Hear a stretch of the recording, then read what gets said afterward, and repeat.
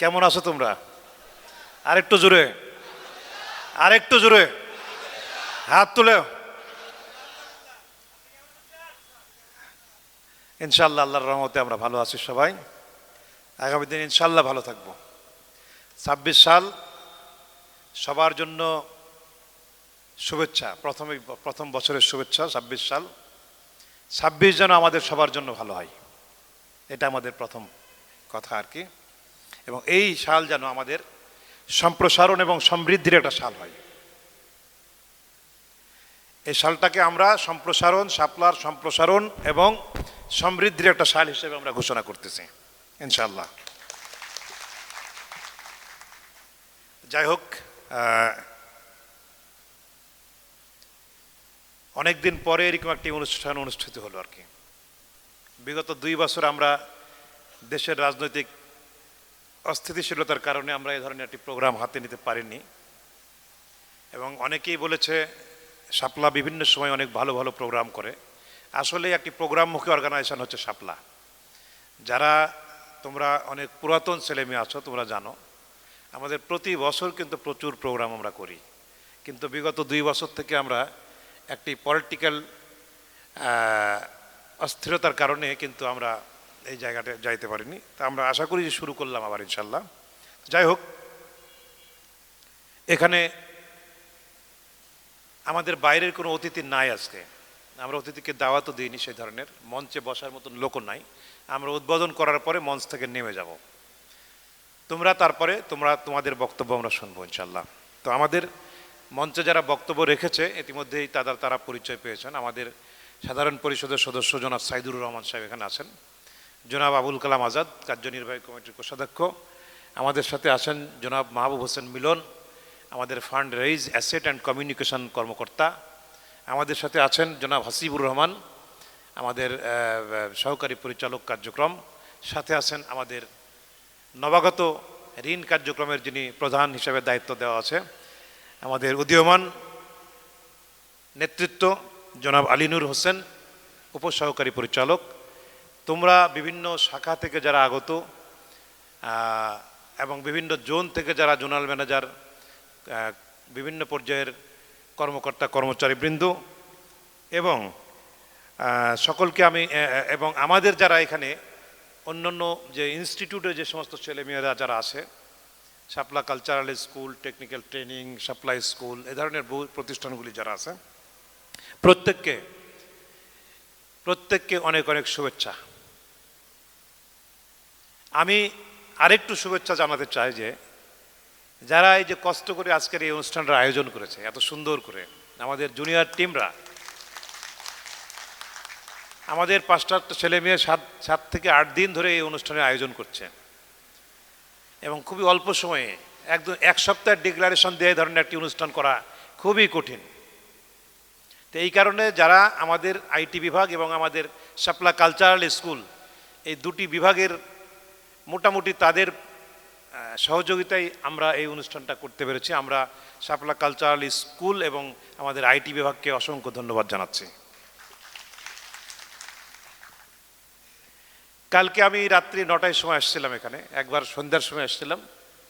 এসে দেখছি এখানে একটা বিশাল একটা হইচই, মানে একটা রব উঠে গেছে এখানে। তো তারপরে এরা আমাকে বললো, স্যার আমরা সারা রাত থাকবো এখানে। মোটামুটি 10-15 জন ছেলে মেয়ে, তো সারা রাত তারা ছিল। তো এমন একটা রাত্রে এমন একটা মানে এনভায়রনমেন্ট মনে হচ্ছিল যে একটা বিয়ের অনুষ্ঠান ভাব। অনেকে আমাকে বলেছে, আমাদের RM রুবেল সাহেব ছিল, সহ আমাদের অনেকেই ছিল এখানে, আমাদের শিমুল্লাহ ছিল, শুভরা ছিল, সবাই মিলে। তো এখানে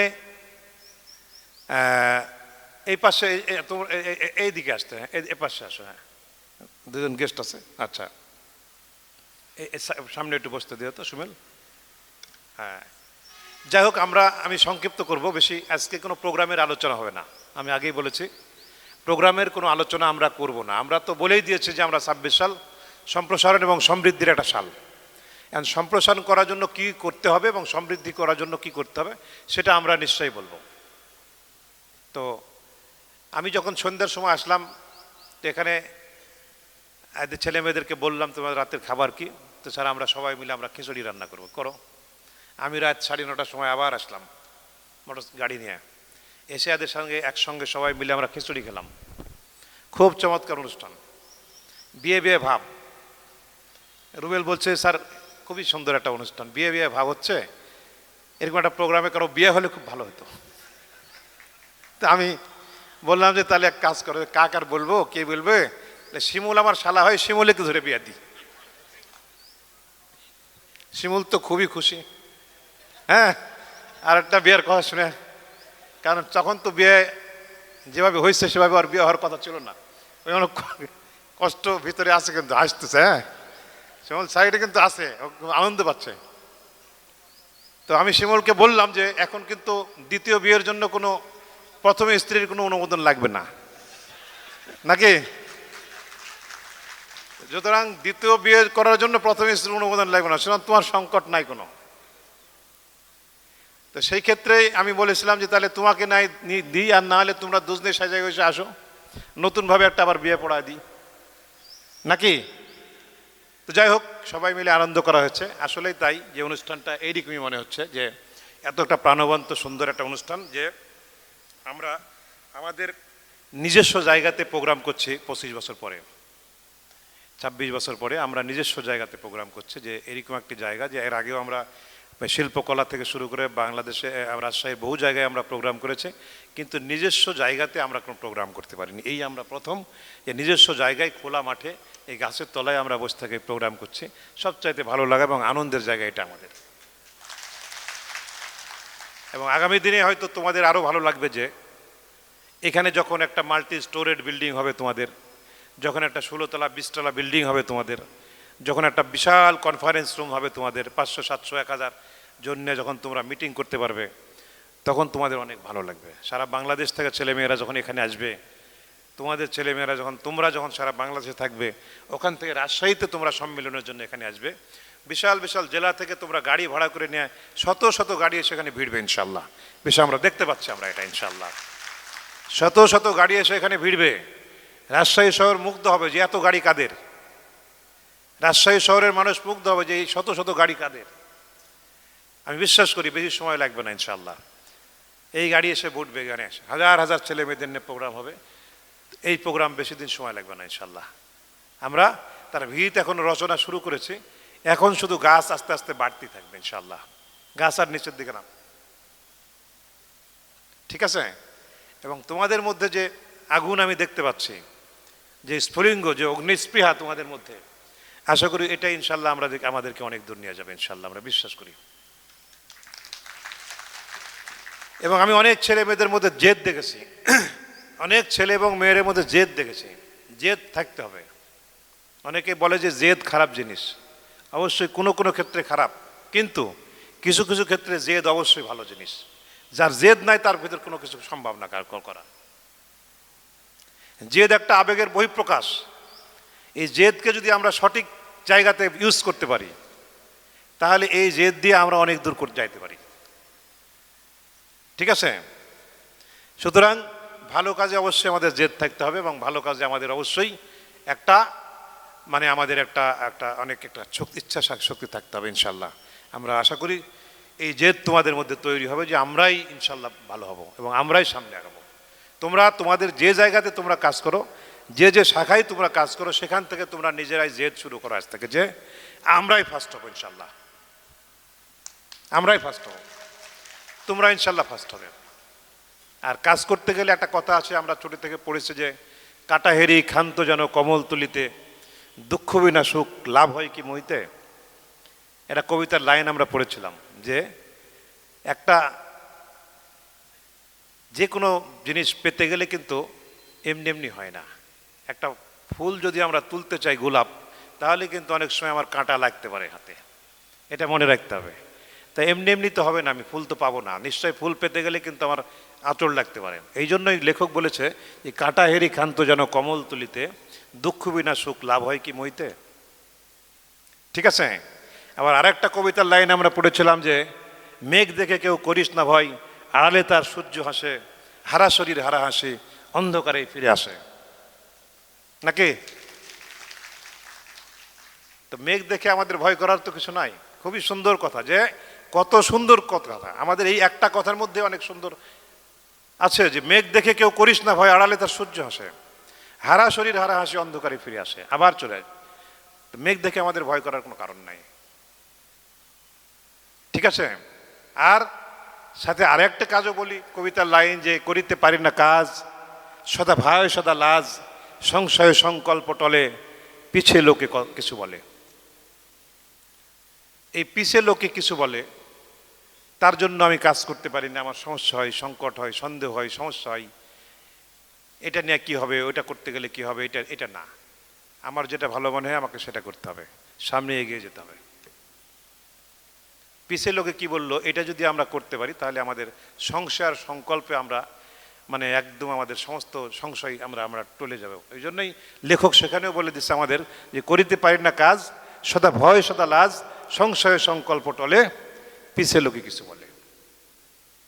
দরকার নাই পেছনের কথা শোনার দরকার নাই, আমরা সামনে আগাবো। শাপলার অনেক আলোচনা আছে, সমালোচনা আছে, যেই প্রতিষ্ঠান আগাবে, যে মানুষ আগাবে, তার আলোচনা আছে, সে তার সমালোচনাও থাকবে। সমালোচনাকে আমরা কানে নিব না, আমরা ভালোটাকে কানে নিব। শাপলা রাজশাহীর একটি নেতৃত্বস্থানীয় অর্গানাইজেশন। এখন যে কোনো প্রোগ্রাম হলে শাপলার নেতৃত্বেই প্রোগ্রাম হয় এবং হতে হবে ইনশাল্লাহ আগামী দিনে। এবং খুবই আনন্দের বিষয় যে রাজশাহীর 63টি অর্গানাইজেশন কাজ করে, এই 63টি অর্গানাইজেশনের নেতৃত্ব শাপলাই দেয় একমাত্র এখান থেকে। এবং এখানে পিকেএসএফ এর প্রোগ্রাম, বাংলাদেশ ব্যাংকের প্রোগ্রাম, এমআর-এর প্রোগ্রাম থেকে শুরু করে যে কোনো প্রোগ্রাম যখন হয়, তখন সেই প্রোগ্রামগুলির নেতৃত্ব কিন্তু শাপলা এখন দিচ্ছে। এই জন্যই আমি বিশ্বাস করি যে তোমরা একটা ভালো প্রতিষ্ঠানের সাথে আসো, কাজ করছো, আগামী দিনে ইনশাল্লাহ তোমাদের এই প্রতিষ্ঠানে কাজ করে অনেক গর্ব হবে, আমি বিশ্বাস করি। এবং তোমাদের ভাগ্যের উন্নয়নের জন্য, তোমাদের জীবনযাত্রার মান উন্নয়নের জন্য, তোমরা কিভাবে ভালো থাকতে পারো, তার জন্য আমাদের বহু চিন্তা আছে ইনশাল্লাহ। সেটা ইনশাল্লাহ আমাদের যত ধরনের ফ্যাসিলিটিস আছে আগামী দিনে সকল ধরনের ফ্যাসিলিটিস প্রোভাইড করা হবে তোমাদের জন্য, চিন্তার কোনো কারণ নাই ইনশাল্লাহ। ভবিষ্যতে তোমরা যেন একটা সুন্দর জীবন পেতে পারো, এটাই আর কি। তো আমরা আর কথা বেশি না বাড়াই, নামাজের দিন তোমাদের কথা শুনবো আমরা। এখানে আমি কথা বললে অনেক সময় লেগে যাবে, 1-1.5 ঘন্টা 2 ঘন্টাও কথা বলা যাবে, সমস্যা নাই, কিন্তু অতক্ষণ আর কথা না বলি। আমরা সবাই মিলে ইনশাল্লাহ একটা দিন উপভোগ করি নাকি। অবশ্যই অন্যদের মতো আমিও একটু অভিভূত হয়েছি যে আজকের দিনটা অন্য দিনের চাইতে একটু আলাদা। যে আমরা সবাই এসছে, লাইন ধরে আমরা রেজিস্ট্রেশন করেছি, আমরা ব্যাগ নিয়েছি, চা খেয়েছি, গল্প করেছি, আড্ডা দিলাম, ছবি তুললাম, খোলা মাঠে আমরা বসলাম, একটু গাছের পাতা আমাদের গায়ে পড়ছে, মঞ্চ আমাদের পাতাতে ভরে গেছে, ছোটো ছোটো ছোটো অনেক পাতা, আমাদের অনেকের মাথাও পড়েছে, অনেকের ভাল লাগছে আমাদের এটা, যে প্রকৃতির সাথে আমরা সবাই বিলীন হয়ে গেছে আজকে একসাথে। এবং সর্বশেষ হাসিফ সাহেব এবং মিলন সাহেব যেটা বলছে, আমিও একমত, তোমরা সবাই খুবই পরিচ্ছন্ন এবং পরিপাটি হয়ে সবাই আসছো, ছেলেরা এবং মেয়েরা। এটাই দরকার, লাইফে সবসময় সুন্দর থাকার চেষ্টা করতে হবে, সবাই সবসময় পরিপাটি। তোমার ড্রেস, তোমার পোশাক তোমার মনকে অনেক সময় প্রফুল্ল রাখে, তোমার পোশাক, তোমার সাজগোজ, তোমার চলাফেরা, এগুলো সবসময় স্মার্ট ব্যক্তিত্বের বহিঃপ্রকাশ। যদি তুমি কতটা স্মার্ট সেটা তোমার পোশাক এবং তোমার চালচলন, তোমার কথাবার্তা দিয়ে কিন্তু এটা ফুটে ওঠে। আমি বিশ্বাস করি আগামী দিনে অবশ্যই তোমরা সবাই একজন স্মার্ট অফিসার হবে শাপলার, এবং আগামী দিনে শাপলাকে আমরা ইনশাআল্লাহ সারা বাংলাদেশে ছড়াই দিব, এই প্রত্যাশা ব্যক্ত করে আবারও তোমাদের সকলকে শুভেচ্ছা জানিয়ে আমি আমার বক্তব্য শেষ করলাম। আল্লাহ হাফেজ, ধন্যবাদ সকলকে। এবং আজকের প্রোগ্রামের উদ্বোধন ঘোষণা করা হলো।